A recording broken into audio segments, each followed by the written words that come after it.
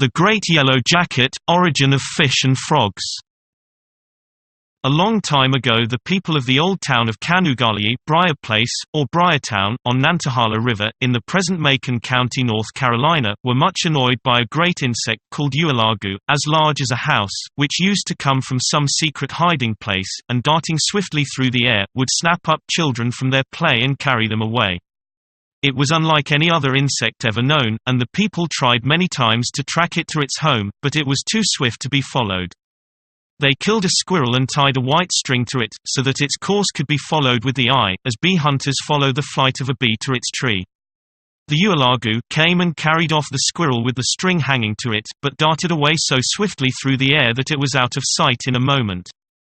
They killed a turkey and put a longer white string to it, and the ualagu came and took the turkey, but was gone again before they could see in what direction it flew.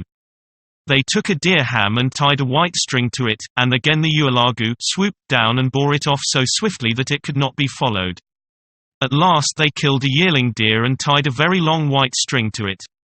The ualagu came again and seized the deer, but this time the load was so heavy that it had to fly slowly and so low down that the string could be plainly seen.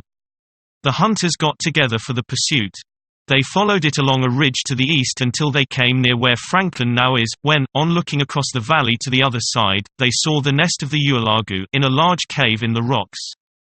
On this they raised a great shout and made their way rapidly down the mountain and across to the cave. The nest had the entrance below with tiers of cells built up one above another to the roof of the cave. The great ualagu was there, with thousands of smaller ones, that we now call yellow jackets. The hunters built fires around the hole, so that the smoke filled the cave and smothered the great insect and multitudes of the smaller ones, but others which were outside the cave were not killed, and these escaped and increased until now the yellow jackets, which before were unknown, are all over the world. The people called the cave Tiesgaganyi, where the yellow jacket was, and the place from which they first saw the nest they called Atahita, where they shouted, and these are the names today. They say also that all the fish and frogs came from a great monster fish and frog which did much damage until at last they were killed by the people, who cut them up into little pieces which were thrown into the water and afterward took shape as the smaller fishes and frogs.